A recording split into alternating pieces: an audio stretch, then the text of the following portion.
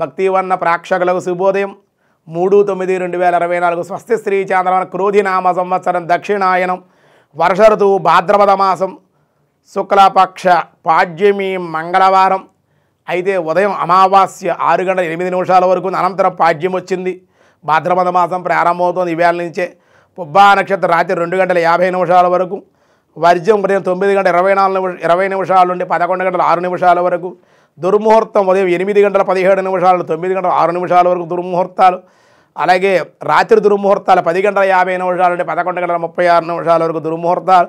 సూర్యోదయం 5:48, సూర్యాస్తమయం 6:12. అమృత గడియలు 7:50 నుండి 9:35 వరకు అమృత గడియలు. రాహుకాలం మధ్యాహ్నం 3 గంటల నుండి 4:30 వరకు రాహుకాలం. ఈరోజు శుభ సమయం లేదు. అలాగే సిద్ధియోగం రాత్రి 8:03, నాగవం ఉదయం 6:08, కిస్తుంకరణం సాయంత్రం 6:59. ఈరోజు అమావాస్య అనంతరం భాద్రపద మాసం కూడా ప్రారంభమైంది. కాబట్టి అందరికీ సర్వసాధారణమైన విషయాలకే అనుకూలం. దినారంభ చక్రాన్ని బట్టి మేష, వృషభ, మిథున, కర్కాటక రాశి వారికి మిశ్రమంగా ఉంది.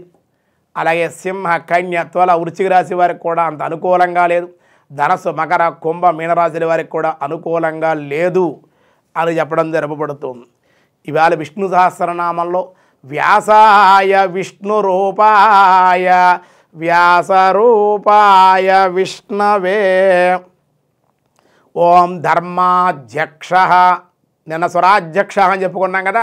ఈవేళ ధర్మాధ్యక్ష, ఓం ధర్మాధ్యక్షాయ నమః అని 135వ నామం స్వామికి చెప్పబడింది. జీవుల ఆచరించే ధర్మార్థాలన్నింటినీ కూడా చక్కగా పరిశీలించే ఫలాలు వసంగేటువంటి వాడు కనుక విష్ణువుని ధర్మాధ్యక్షుడు అంటే సర్వధర్మాలు తెలిసినటువంటి వాడు, సర్వధర్మాలని ఆచరించేటువంటి వాడు, సమధర్మం కలిగినటువంటి వాడు, సమగ్రమైన ధర్మం కలిగినటువంటి వాడు స్వామికి సమధరిషణ అని పిలిచారు.